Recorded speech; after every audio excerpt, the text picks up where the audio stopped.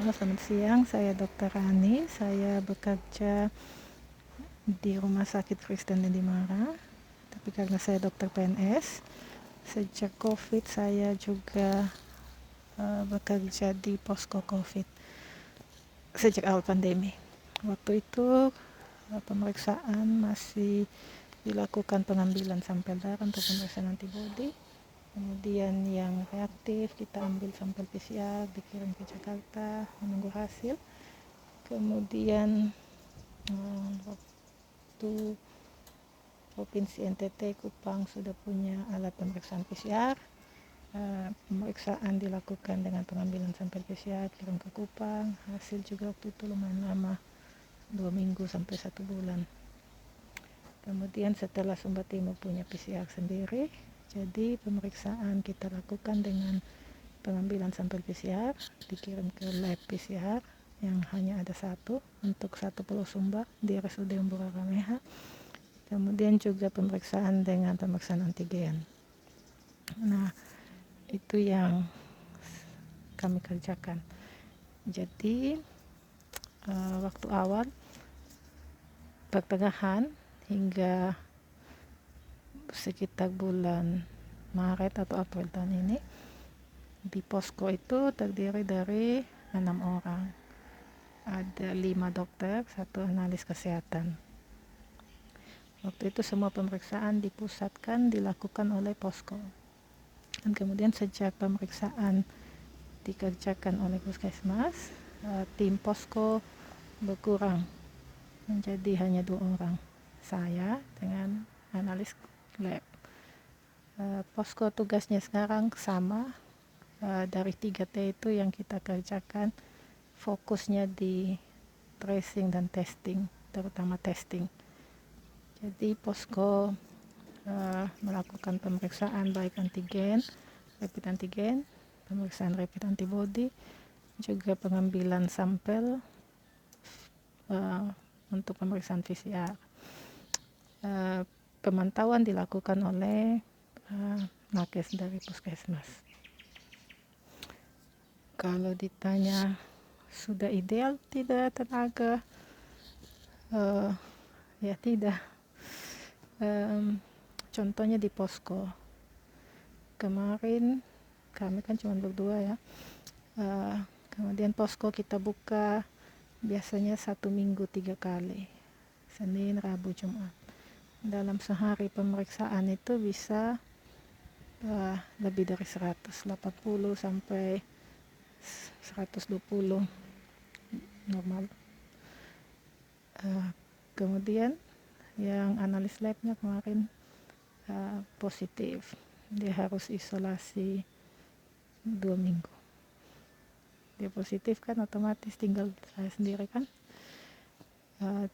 Jadi kemudian kemarin saya minta volunteer 1 orang bantu backup, jadi perawat dari klinik, contohnya seperti itu.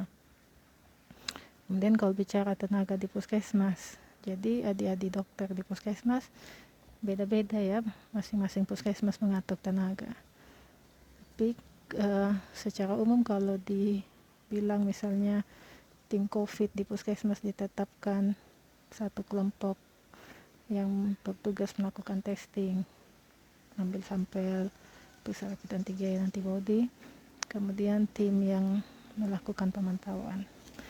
Kalau itu puskesmas kota atau puskesmas Canberra yang wilayahnya luas, kemudian jumlah kasus aktifnya banyak, kemudian misalnya dalam satu desa anggaplah ada 60 kasus aktif, kemudian yang melakukan pemantauan hanya 2, ya tidak cukup.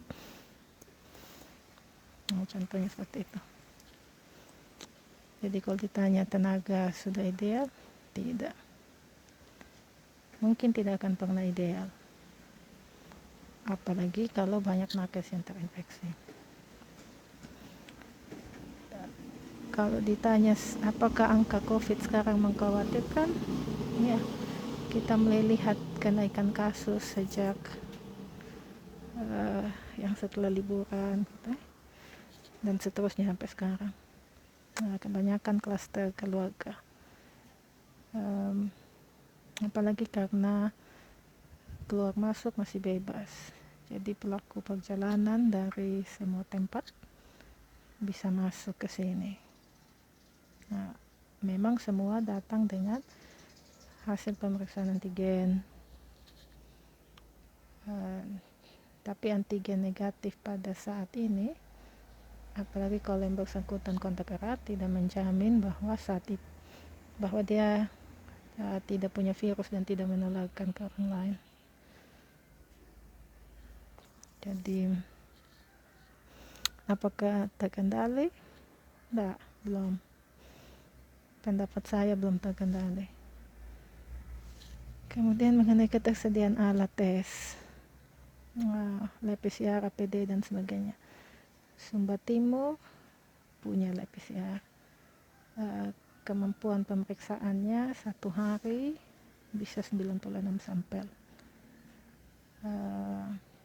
Yang sering masalah selama ini biasanya ketersediaan reagen untuk pemeriksaan PCR tidak kontinu. Jadi ada saat di mana pemeriksaan berhenti. Kalau itu terjadi, ya sampel menumpukan. Kondisi sekarang sampel juga sudah menumpuk. Itu sebabnya waktu tunggu hasil untuk sampel PCR bisa 1 atau 2 minggu.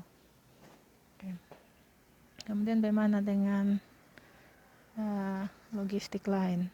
Untuk rapid antigen, kita kehabisan rapid antigen dari awal maksudnya dari awal maksudnya ada, kemudian habis, kemudian dapat bantuan, habis lagi, minta di provinsi, habis kan dipakai toh, kemudian habis, jadi pemeriksaan terhenti, tanya-tanya teman, dapat rapid antigen, kita kerja lagi sebentar, kemudian habis, dan seterusnya. Nah, untuk 1 bulan terakhir ini tidak ada kan. Nah, jadi ini kita usaha sendiri, beli sendiri, minta disumbang dan seterusnya. Kemudian VTM, media transfer untuk virus, untuk pengambilan sampel PCR, itu juga posisi kosong saat ini. Nggak tahu ada apa tidak lagi. APD masih ada.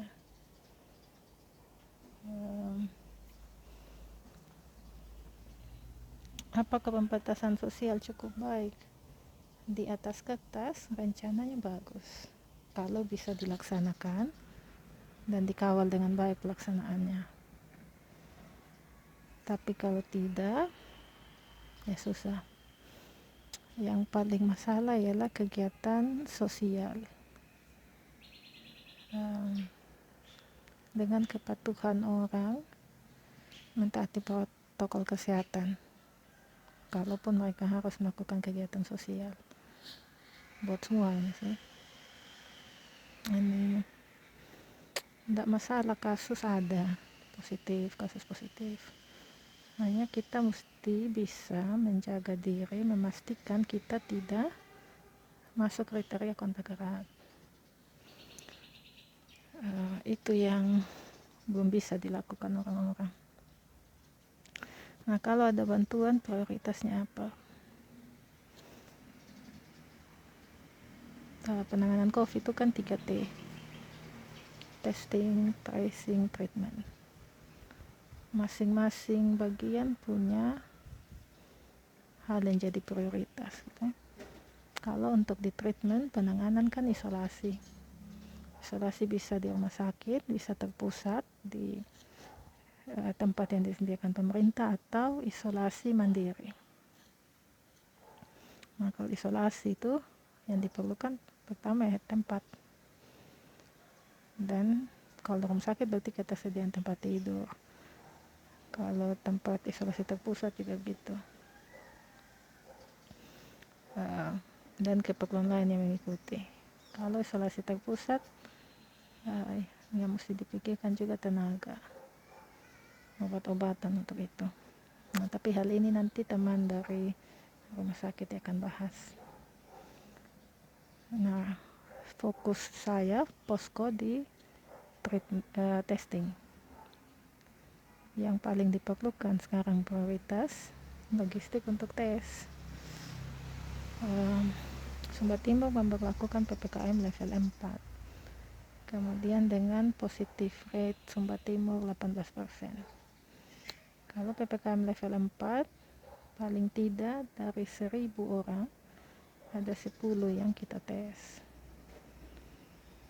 Ya, rata-rata berarti sehari kita mesti melakukan tes untuk 360-an orang ke atas, kurang lebih. Untuk itu kan perlu logistik. Posisi sekarang logistik kosong, kita tidak bisa tes. Kita tidak bisa testing, berarti kita tidak bisa menemukan orang positif, berarti kontak erat juga tidak bisa diperiksa. Terus gimana? Nah, jadi logistik rapid antigen kit, VTM untuk pengambilan sampel PCR dengan reagen PCR. Kalau yang lain kita bisa kali seperti biasanya selama ini. Kurang hands-on kita beli, mask kita beli, APD kalau yang tersedia terlalu panas, tidak nyaman kerja waktu panjang, kita usahakan sendiri, tidak masalah, itu bisa. Rapid antigen juga selama ini kita beli, kalau pas habis total VTM juga begitu. Kalau itu bisa dibantu supaya ketersediaannya kontinu, kita bisa genjot pemeriksaan.